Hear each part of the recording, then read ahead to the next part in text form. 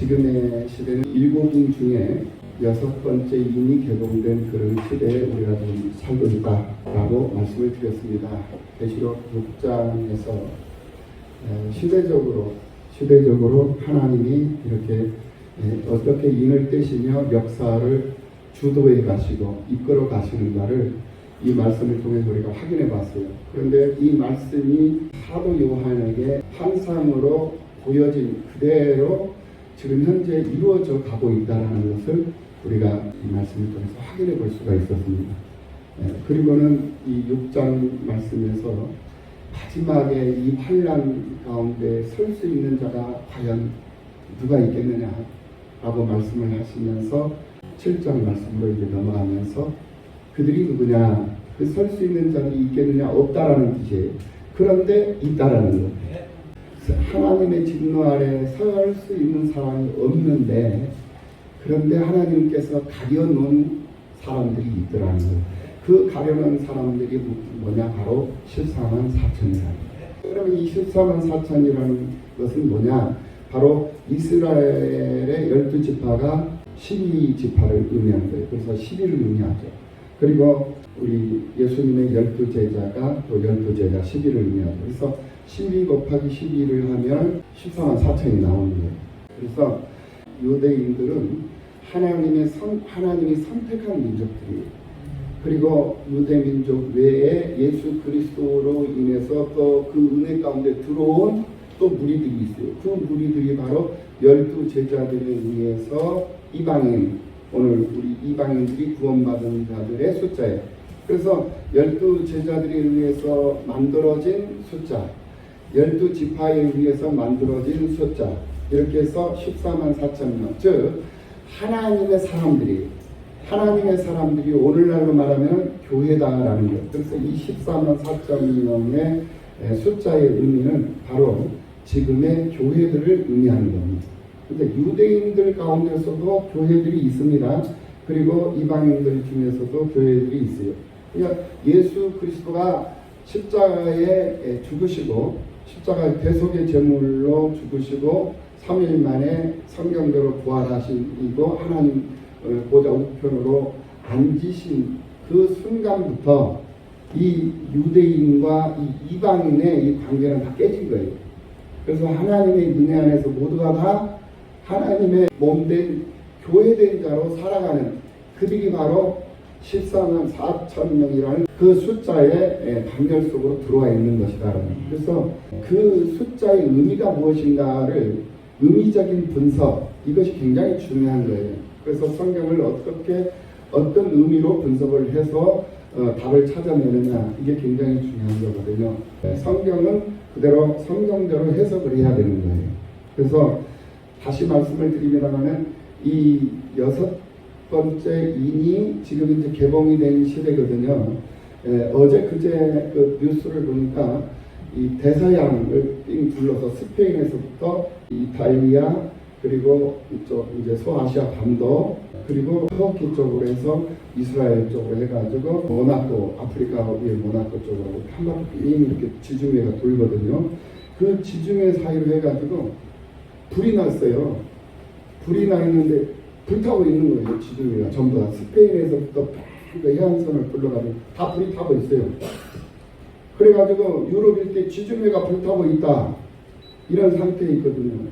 그런 상태에 있는데 또 미국 쪽에서는 또 홍수가 나 있고, 우리나라도 며칠 전에 물난리로 인해 가지고 많은 사람들이 또 죽었잖아요. 많은 재해를 지금 있고, 우리 안산 시내에서 살고 있습니다만 안산시는 자연 재해에서 굉장히 그 보호를 받고 있는 지역이거든요. 이 지역도 참 복 있는 지역이에요. 왜 복이 있는 지역이냐? 여러분들이 살고 있기 때문에 하나님께서 자연 재해를 거둬주시는 거예요. 할렐루야. 기도하는 여러분들이 있기 때문에 하나님이 지켜주신단 말이에요. 그러니까 소돔과 고모라 성이 멸망당할 수 있었던 것은 그 소돔과 고모라 성에 의인들이 없었기 때문에, 기도하는 사람들이 없었기 때문에, 예배를 드리는 예배자들이 없었기 때문에 필요가 없었어요. 그래서 그들을 다 유황불로 멸망을 시켜버린 거거든요. 오늘 우리들이 살고 있는 이 지역사회도 자연재해로부터 안전함을 보장받고 있는 그 이유가 바로 오늘 기도하는 내가 있기 때문에 그렇다라는 사실을 믿으시고 하나님 앞에 좀 더 의로운 자로 일컬음을 받기에 부족함이 없는 여러분들의 삶이 되시기를 예수님의 이름으로 축원합니다. 오늘 본문의 말씀으로 들어가면서 6장과 이 7장이 연결이 되어 있어요. 6장, 7장, 8장의 이 말씀은 바로 하나님의 입맞은 자에 대한 내용의 말씀들로 기록이 되어 있는데 오늘 6장이 끝나면서 7장으로 넘어가면서 마지막 17절에서 그들의 진노에 큰 날이 이뤘으니 누가 능히 서리오라고 말씀을 하고 있는 것을 볼 수가 있어요. 그래서 하나님의 큰 진노가 쏟아질 때 그 앞에 설 자가 누구냐 라는 말이었어요. 그리고는 이제 7장에서 이 문제에 대한 답을 제시를 하는데 그 답이 뭐냐, 하나님 앞에 인칭받고 보호받은 자들이 바로 하나님 앞에 설 수 있는 자들이다 라고 말씀을 하고 있는 것이다 라는 거예요. 오늘날 그들이 누구냐, 바로 오늘날 성부, 성자, 성령의 이름으로 세례를 받은 자들이요, 성령 세례 받고 또 성령 불세례를 받은 오늘 우리 예수 그리스도 안에서 예수 그리스도의 이름으로 세상을 살고 있는 오늘 우리들이다 라는 말씀이에요. 그들이 바로 방금 말씀을 드렸던 14만 4천 명이요, 그 14만 4천 명이 바로 교회고 오늘 내가 바로 그 교회다 이 말이에요. 할렐루야. 여러분들 한 사람 한 사람이 다 교회예요. 교회. 예, 따라서 봅시다. 나는 교회다. 나는 교회예요. 그러니까 나는 교회예요. 내가 어디를 가든지 무엇이 움직이는 거예요? 교회가 움직이는 거예요. 이게 내가 가는 것이 아니고 무엇이 간다?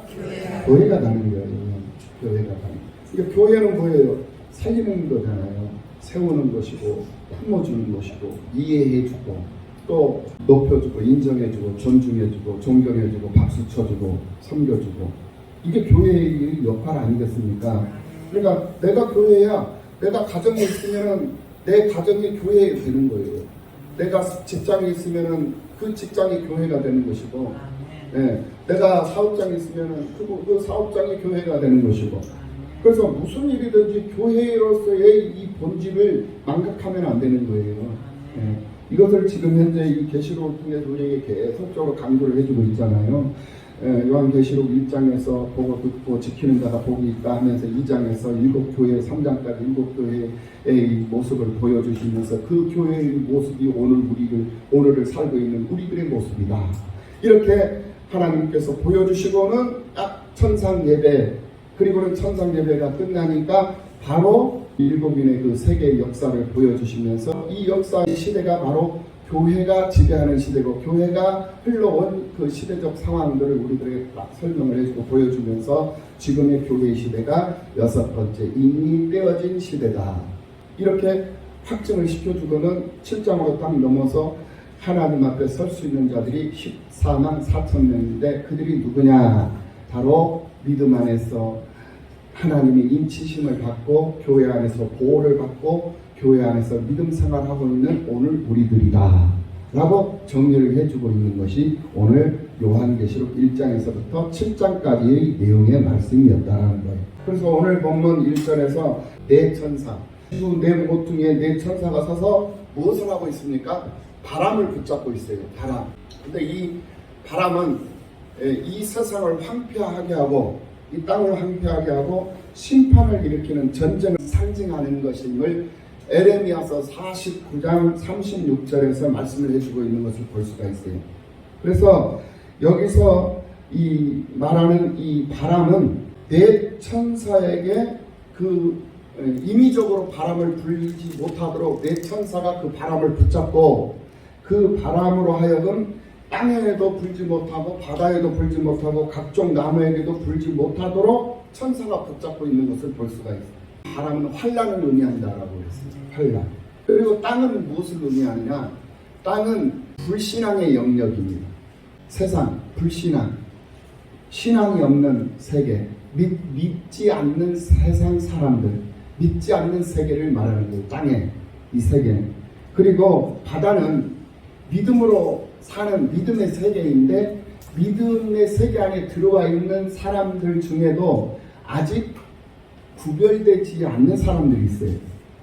그러니까 세상 사람들은 땅의 사람들이고 바다에 있는 사람들은 바다는 물을 의미하거든요. 물은 생명입니다.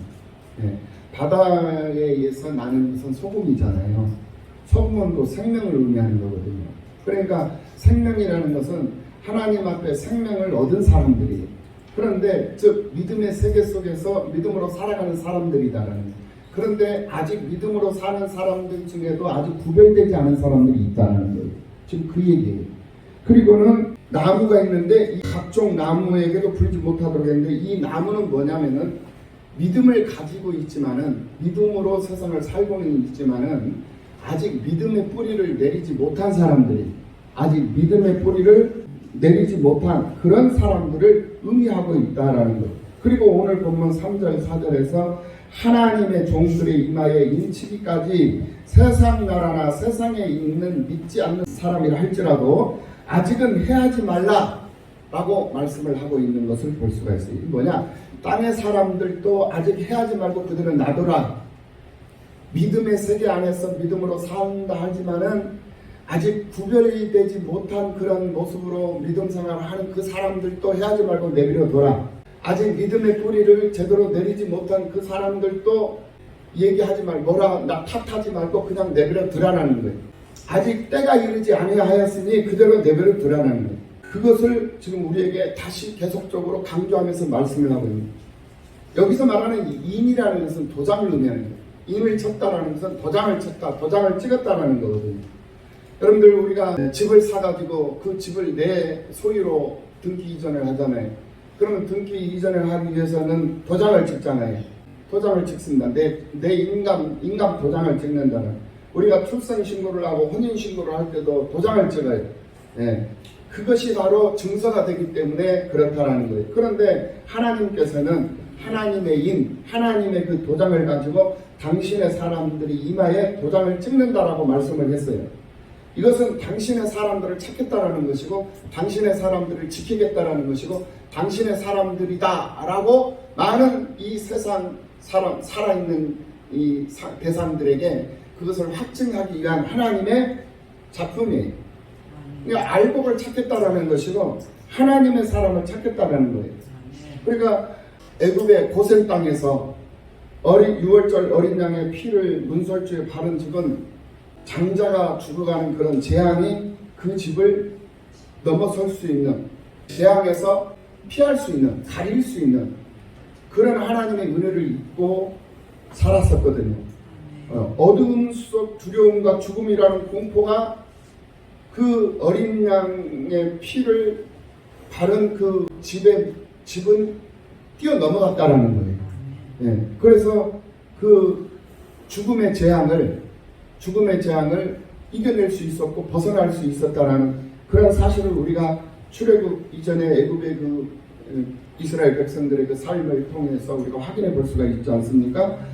이것은 오늘 우리의 이마에다가 무슨 문신을 새기고 어떤 표를 하는 것이 아니라 이 말씀은 내 안에서의 신앙 고백을 말하는, 내 안에서의 신앙 고백, 내 생각, 내 기억 속에서 무엇을 생각하고 있고 무엇을 기억하면서 내가 세상을 사느냐, 이것을 의미하는 거예요.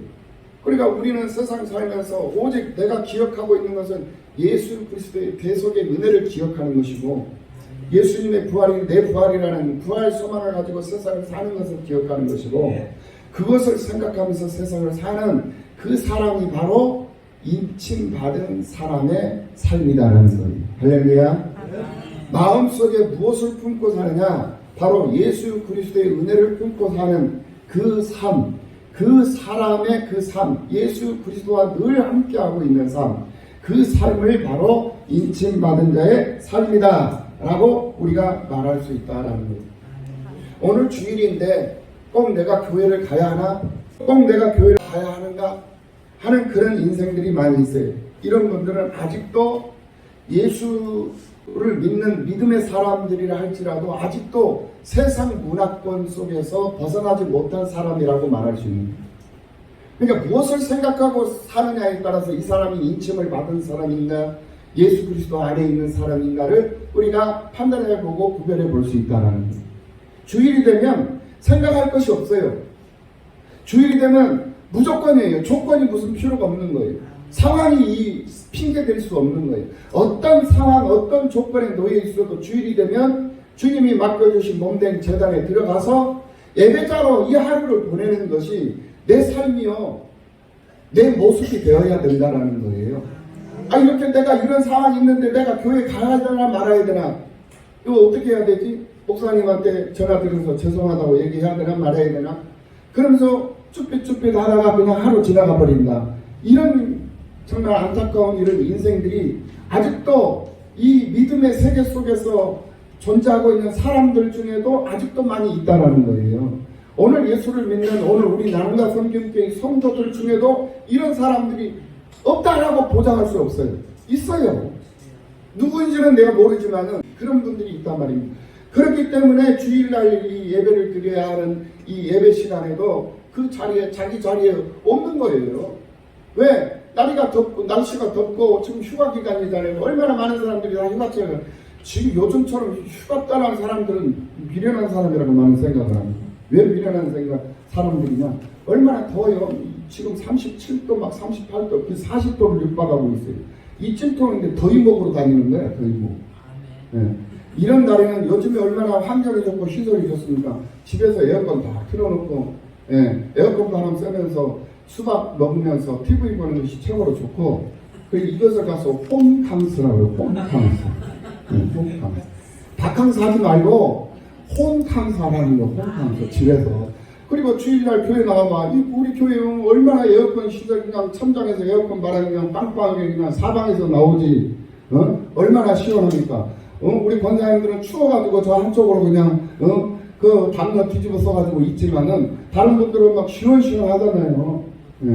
그래서 주일날 이렇게 시원한 교회에 와서 이 에어컨 빵빵한 데서 시원하게 찬송도 부르고 시원하게 우리가 기도도 하고 시원한 공간 하나님 말씀도 듣고 계시록 강의도 한번 들어보고, 그래서 계시록이 이런 내용들이구나, 이렇게 우리가 정리를 해서 이 생활, 우리가 살아가는데 생활 속에 이 계시록 말씀을 잘 적용하고, 이 어린 양 희생의 제물이 오늘 우리들을 살리시는 그런 생명의 도구가 되었구나, 이 은혜를 노래하면서 세상을 사는 거, 이것만큼 더 행복하고 즐거운 것이 더 어디 있겠습니까? 그런데 이 세상 사람들은 이걸 몰라요. 이 즐거움을 모르고 세상 즐거움에 빠져가지고 이 더위 먹으러 막 여기저기 막 계곡 찾아다니고 그냥 산으로 들로 바다로 막 가는 거예요. 거기 가지고 화상 입어가지고 와가지고 일주일 한 열흘 동안 또 고생하고, 화상 치료하느라고 고생하고, 돈 써서 고생하고, 왔다 갔다 차 막혀가지고 고생하고, 차 막혀가지고 차 막히는데 끼역끼역 그냥 그 비사기로 막가 하면서 막 그냥 차 운전하고 다니다가 차 기스 내고 차 사고 내고 그러면서 돈 나가고, 왜 그 짓을 하는지 이해가 안 되는 거예요.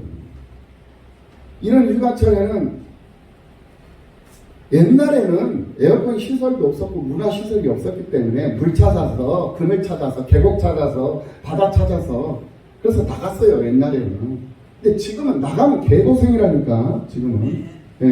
지금은 바캉스가 아니라 지금은 홈캉스가 최고고, 지금은 교회 캉스가 최고인 거예요. 교회 캉스가. 할렐루야. 처치 캉스. 할렐루야. 처치 캉스가 처치 캉스. 이게 최고예요. 그래서 이렇게 시설과 환경이 갖춰져 있는 이 문화 속에 그 문화를 누리면서 하나님을 노래하고 하나님을 찬송하며 산다라는 것은 행복한 것인 줄로 믿습니다. 하나님께서 이런 행복한 환경을 주셨으면 이런 행복한 환경을 누려야지. 왜 이런 행복한 환경을 놔두고 왜 밖으로 도냐 이거예요. 밖으로 돌면 고생밖에 더 하겠네 이거죠. 다 끌리고 다 그냥 차 사고 나면서 차가 어머님하고 돈 쓰고 돈 바가지 쓰면서 또 속상하고 마음 상하고 그러면서 짜증 부리고 그러면서 그냥 일주일 휴가철 다 보내는 거예요. 휴가라는 것은 쉼을 얻기 위해서, 그래서 충전하기 위해서 휴가를 하는 거잖아요. 근데 이 휴가가 쉼을 얻고 충전하는 것이 아니라 오히려 스트레스를 받고 오히려 그냥 손해를 입고 그러면서 보내는 것이 휴가가 돼버리고요. 이런 어리석은 일에 우리가 참여하고 동참해서는 안 되는 줄로 믿습니다. 오늘 우리는 지혜로운 자들인 줄로 믿습니다. 주님 전에 나와서 하나님 말씀 듣고 있는 오늘 우리들의 모습이 행복한 모습이고 하나님 기뻐하는 모습이고, 돈 안 써서 좋고, 화상 입지 않아서도 좋고, 스트레스 받지 않아서 좋고, 할렐루야.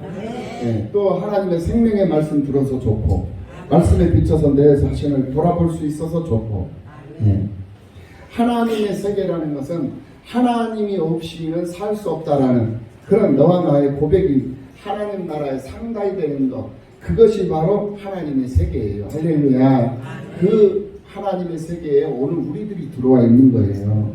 그런 사람에게 이 어린 양 예수가 하늘의 인을 치신다는 사실을 분명히 우리들에게 말씀을 해주고 있다는. 그래서 예수님의 인치심을 받은 사람들은 하나님께 속한 자라는 그런 증거가 되어서 우리 하나님이 우리를 보호해 주신다라는 거예요. 하나님의 진노가 이 세상 가운데 내리는데, 지난번에도 말씀을 드렸습니다만 세상 사람들에게는 재앙이에요. 그런데 오늘 우리들에게는 축복이다 이거예요. 오늘 우리에게는. 그러니까 우리는 세상 살면서 경제적인 문제로 인해 가지고 조금 어려울 수도 있어요. 돈의 문제, 경제적인 문제, 돈이 없으니까 하고 싶은 것도 제대로 못하고 누리고 싶은 것도 제대로 못 누리니까 속상하고 이렇게 비교 우위에서 내가 뒤처지는 것 같고 뒤떨어지는 것 같고, 저 사람은 잘 먹고 잘 누리면서 잘 사는데 왜 나는 못할까 하면서 이렇게 자기 자신이 위축되고 자기 자신이 모자란 것 같고 그렇게 해서 괴롭지만은, 그런 것을 다 내려놓고 비교할 필요도 없고, 내가 조금 덜 먹으면 되고 내가 좀 덜 쓰면 되는 것이고 내가 덜 움직이면 되지 하면서 나의 기쁨, 나의 소망은 하나님과 함께하는 것이고 하나님을 즐거워하는 것이고, 이런 마음으로 하루하루를 살고 하나님과 관계를 유지하면서 정립하면서 세상을 살면 그것이 곧 우리에게 큰 행복이 되는 줄로 믿습니다. 행복은 다른 게 있는 게 아니에요. 외부에서 행복을 찾으려고 생각하면 안 된다라는 거예요. 사람들은 말합니다. 우리 집이 얼마짜리고 나는 얼마짜리 통장이 있고 내 통장에 얼마가 들어있고 내 자식은 무엇을 하고 있고, 이런 자랑들을 많이 하고 있는 것을 볼 수가 있어요. 그런데 베드로와 요한은 말합니다. 내게 은과 금은 없지만 내게 있는 것 내게 주는 그 나사렛 예수의 이름으로 일어나라. 할렐루야. 내게 있는 거 예수 그리스도밖에 없다라는 거예요. 너희들은 돈을 많이 자랑하고 명예를 자랑하고 너희들이 무엇을 가지고 있는가, 너희 위치와 너희 환경을 자랑하지만 나는 그런 환경 가운데 놓여 있지는 않지만 내 안에는 예수 그리스도가 있다라는 거예요. 그러니 내게 있는 거 내게 주니 이거 가지고 너 영생함을 이루고, 이거 가지고 너의 그 갈증나는 삶을 갈증 해소하는 삶으로 바꾸기를 바라는 마음으로 예수를 나눠줄 수 있는 그런 믿음의 사람, 그런 믿음의 삶을 살아가는 그 사람이 바로 14만 4천 명 입맞은 자의 사람이라는 사실 믿으시기를 예수님의 이름으로 축원합니다. 그 사람들이 바로 구원받은 사람들이다. 오늘 본문 9절 말씀에서 그 말씀을 해주고 있는 것을 볼 수가 있어요. 9절에서 이일 후에 내가 보니 각 나라와 족속과 백성과 방 안에서 아무도 능히 설 수 없는 큰 무리가 나와 흰 옷을 입고 손에 종려가지를 들고 보좌 앞과 어린 양 앞에 서서 큰 소리로 외쳐 이르되 구원하시니 보좌에 앉으신 우리 하나님과 어린 양에게 있도다. 이렇게 찬송하고 노래하고 있는 것을 볼 수가 있어요. 그러니까 우리의 노래는 세상을 노래하는 것이 아니에요. 우리의 노래는 무엇을 노래하는 것이다? 우리를 구원하신 어린 양 예수를 노래하는 거예요. 우리의 즐거움은 세상에 있는 것이 아니에요. 우리의 즐거움은 우리를 구원하신 어린 양 예수 그리스도를 바라보는 것, 예수 그리스도를 바라보는 것만으로도 즐겁다니까요. 저는 아직 손자를 보지는 못했습니다만 우리 아들이 아직 결혼을 못해가지고 아직 지금 결혼 정년에 이르렀습니다. 우리 아이도 이제 결혼을 해야 할 시기가 다 왔어요. 그래서 나는 지금 며느리감을 찾아다니고 있어요. 아브라함이 비부가를 찾아다녔잖아요. 아브라함이 비부가를 찾아다녀서 이삭의 아내 자기 며느리를 찾아다닌 거예요. 그러니까 비부가를 데리고 온 거잖아요. 그럼 이삭하고 이제 결혼을 해서 무엇을 낳았죠? 야곱과 에서를 낳았잖아요. 그렇죠? 그 리브가를 지금 목사님이 찾아다니고 있어요. 리브가야 어디에 있느냐, 리브가야 어디 있느냐. 아직까지는 발견을 못했어. 여러분들도 리브가를 찾는데 좀 도와주시기 바랍니다. 하나밖에 없는 아들을 잘 장가를 보내야 또 예쁜 손자가 나오든지 예쁜 손자가 나오든지 멋있는 손자가 나오든지 할 거 아니에요. 그럼 손자의 이렇게 목사님 이제 주변에 친구들, 동료들 이렇게 보면은 손자가 손녀들이 있는 그 동료들이 많이 있어요. 그럼 그분들은 그 아이를 바라만 보는 것만으로도 그냥 행복이에요. 바라보는 것만으로도 즐거움이고 행복. 뭐 아무 이유가 없대요. 예. 그러니까 자식하고 그 손자하고의 그 느낌이 다르대요. 자식은 책임이 있잖아요. 책임. 이 자식을 내가 잘 키워서 어떻게 해야 된다라는 그 책임감과 의무감과 사명감이 있어요. 그런데 이 손자는 한 달 걸치잖아요. 그러니까 책임이 없는 거야. 그러니까 마냥 편하고 마냥 보는 것만으로 행복하다라는 그런 얘기를 하고. 그래서 그런 얘기를 들을 때마다 부러워. 지금 그게 지금 1년이 넘었어 지금. 그래서 빨리 결혼은 나중에 하더라도 여자친구를라도 좀 사귀었으면 좋겠다. 예. 이런 생각을 많이 하거든요. 그러니까 우리 아들이 하는 말, 아빠 엄마가 찾아주세요. 지금 그러고 있어요. 그러니까 우리 하나님이 우리를 보실 때 우리의 행위가 어쨌든 간에 상관이 없어요. 우리의 행위가 부족하든 우리 행위가 잘하든 잘났든 못났든 이게 중요한 게 아니에요. 우리 하나님이 우리를 보실 때 그저 흐뭇한 거거든요. 내 손자가 입에 초콜릿이 묻었던 짜장면이 묻었던 옷에 그냥 짜장면을 다 묻히고 엉망진창이 되었던 상관없어요. 할아버지가 그 손녀를 보고 손자를 보고 있으면 그저 흐뭇하고 그저 행복할 뿐이거든요. 그 모습이 오늘 우리들의 모습이다라는 사실을 믿으시기를 예수님의 이름으로 축원합니다. 하나님은 그 모습을 기뻐하시는 줄로 믿습니다. 다만 뭐냐? 할아버지 앞에 내가 있어야죠. 할아버지는 나를 보고 싶어 하는데 나는 그 보고 싶어 하는 할아버지 앞에 없으면은 아무 의미가 없는 거예요. 하나님이 나를 그리워하고 하나님 나를 늘 챙기시고 있고 하나님 나를 보고 싶어 한단 말이에요. 하나님이 내 찬송을 듣기를 원하시고 내 찬송 부르는 모습을 보고 싶어 하시고 내 찬송의 소리를 하나님 들으시기를 원하시고 내 기도에 들으신 내 부르짖음을 듣기를 원하신다라는 거예요. 하나님은 내 목소리를 듣기를 원하신다라는 거예요. 그 하나님이 원하시는 그 자리에서 내가 서 있고 그 자리에서 내가 하나님을 바라보고 있는 것, 그것이 중요한 거예요. 할렐루야. 그런 우리들의 모습이 하나님 앞에 낱낱이 보여지고 낱낱이 그 모습들이 하나님 앞에서 보여질 때 나타나고 드러날 때 하나님 기뻐하신다. 내게 짜장면이 묻었던지 내게 뭐 흙탕물이 묻었던지 이게 중요한 게 아니에요. 하나님 앞에 내가 어떤 모습으로 보여, 이게 중요한 거죠. 그럼 기왕이면은 깨끗한 모습으로 보여주면 더 좋겠죠. 지저분한 모습보다는. 그러나 지저분한 모습이든 깨끗한 모습이든 내 모습 그대로 내가 하나님 앞에 서 있는 이 모습이 중요하다는 거예요. 내가 하나님 앞에 앉아있는 이 모습이 중요하다는 거예요. 이것을 소중히 여기며 사는 여러분들이 되시기를 예수님의 이름으로 축원합니다. 이것이 우리의 목표가 우리의 중심이 되고 우리의 본질, 생활의 본질이 돼야 되는 거예요. 네, 마지막으로 13절 장로 중 하나가 응답하여 나에게 이르되 이 흰옷 입은 자들이 누구며 또 어디서 왔느냐. 14절 내가 말하기를 내 주여 당신이시이다 하니 그가 나에게 이르되 이는 큰 환난에서 나오는 자들인데 어린 양의 피에 그 옷을 씻어 희게 하였느니라.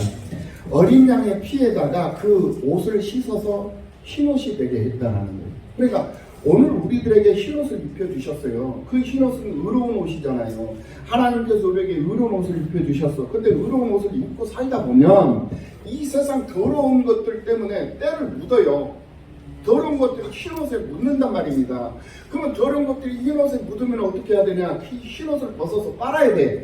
무엇으로 빠느냐? 어린 양 피로 빨아야 된다는 거예요. 어린 양 보혈에다가 내 흰옷을 입은 흰옷을 벗어서 빨아가지고 다시 그 흰옷을 또 입고 또 더럽혀지면 또 빨고 또 입고 또 더럽혀지면 또 빨고 입고 언제까지? 주님이 다시 오실 때까지. 할렐루야. 이거예요. 그러면은 어린 양 보혈의 피로 내 흰옷을 빠는 행위가 뭐예요? 그 행위가 뭐예요? 뭐예요 그게? 네? 어이구, 우리 체육자 교사님 정답만 얘기해. 하는 짓이 요즘에 어찌 그렇게 이쁜 짓만 하는지 모르겠어. 이쁘셔. 아 진짜 요즘엔 빨간 눈치도 막 바르고 막 그냥 옛날에는 그냥 건사무선 대충 그냥 이렇게 오셨는데 요즘에는 화장도 하고 누즈도 바르고 주진용 집사님도 옆에 막 끼고 다니고 옆에 앉아가지고 같이 팔짱도 끼고 막 그래 교회 와서. 얼마나 참 행복해 보이고 얼마나 온전한 믿음의 가정을 이루어가는 그 모습이 너무나도 아름다운 거예요. 할렐루야. 말도 잘하고 대답도 잘하잖아요. 그거요. 어린 양 피에 그 옷을 씻어 쉬게 만드는 그 행위가 뭐냐면 바로 기도예요. 기도. 말씀을 듣고 그 말씀대로 기도하고 그 말씀대로 찬송하는 거. 그 말씀대로 찬송하는 거 그냥 이 말씀이 내 삶 속에 이루어질 것을 노래하는 거거든요. 그리고 이 말씀이 내 삶 속에 이루어지기를 기도하는 거고.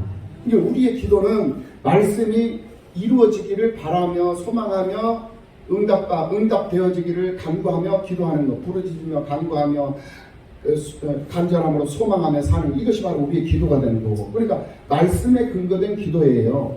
찬송도 찬양도 마찬가지예요. 노래도 마찬가지예요. 이 말씀이 이루어졌음을 하나님 앞에 노래하고 기뻐하고 즐거워하면서 하나님 앞에 감사하면서 사는 거예요.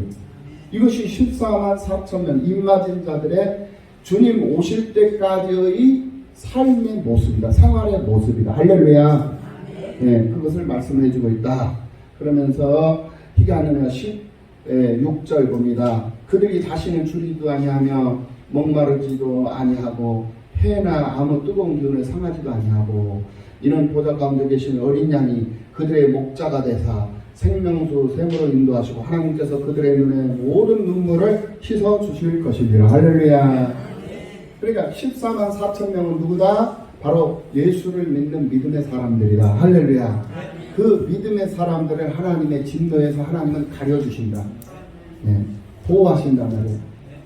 그러니까 오늘 우리들은 염려할 일이 없어요. 이 세상 되어지는 징조들이 보여지고 이 세상 되어지는 기근과 질병으로 많은 사람들이 죽어가고 많은 사람들이 넘어지고 쓰러지고 그런 상황 가운데 놓여있다 할지라도 오늘 우리들은 강하고 담대할 수 있는 이유가 있다. 왜? 하나님께서 나를 가려주시고 하나님께서 나를 지켜주시고 보호해주고 계시기 때문에 나는 힘있게 세상을 당당하게 살아갈 수 있는 사람이다 라는 그런 자신감을 가지고 그런 확신을 가지고 여러 가지 어려운 상황, 여건 이거는 우리가 피할 수 없는 거잖아요. 이런 환경들은 피할 수가 없어요. 이런 환경 속에서 우리는 그 환경을 이겨내고 극복하고 돌파해낼 수 있는 힘이 있어야 된다. 그 힘이 뭐냐? 바로 믿음이라는 거예요. 그러니까 초대교회 성도들 첫째 인이 떨어졌을 때 첫째 인이 개봉이 됐을 때 흰말이 나왔잖아요. 그리고 흰말 탄 자가 칼을 가졌다고 그랬잖아요. 그 흰말은 거룩한 시대, 즉 예수님 시대에서부터 해서 사도 시대까지 100년의 시대예요. 100년. 그것이 이 어둠에서 핍박과 억압, 정치 탈취하고 이 억압하고 이런 모든 그 환경과 세력들을 이겨가지고 오히려 그들을 정복을 해버리잖아요. 복음으로 정복해버린 거예요. 100년 이후에. 그리고는 이제 순교, 붉은 말이 나오잖아요. 빨간. 그래서 100년부터 313년. 그 날짜가 뭐냐?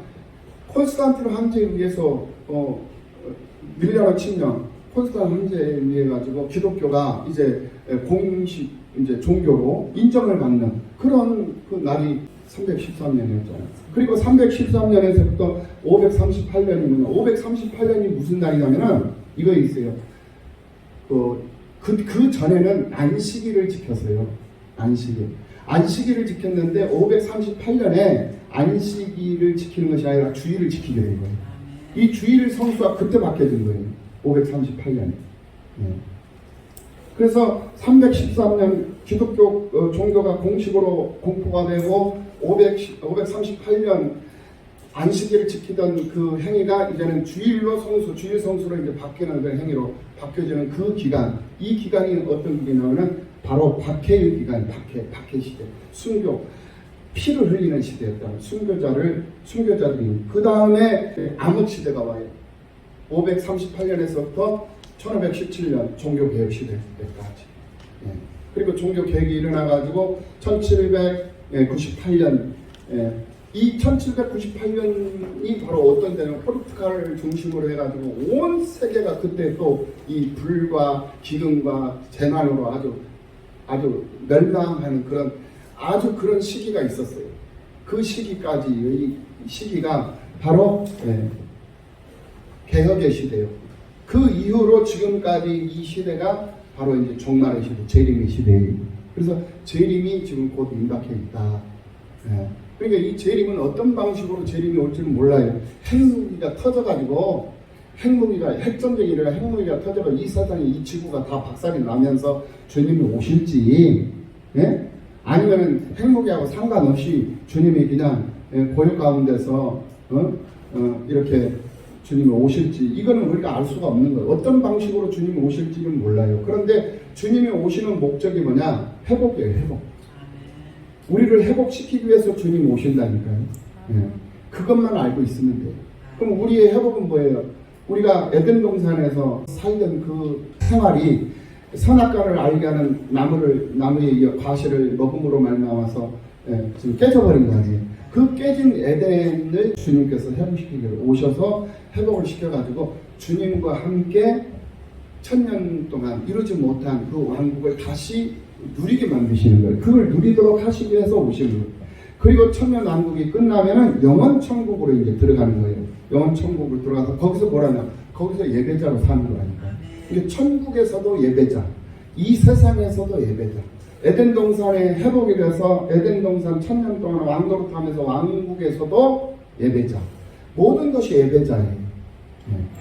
그래서 우리의 삶은 예배자로서의 삶을 살아야 하는 그런 체질이 돼야 되는 거죠. 이 체질 어디 가서든. 그래서 이 땅에서 여러분들 아무리 힘들고 어렵고 덥고 어떤 환경, 어떤 상황에 놓여 있어도 예배를 드리는 일을 멈추는 일은 있어서는 안 된다라는 사실을 아시고, 또 예배가 곧 생명이다. 이 생명을 유지하고 보존하고 살아가는데 부족함이 없는 여러분들의 삶이 되시기를 예수님의 이름으로 축원합니다.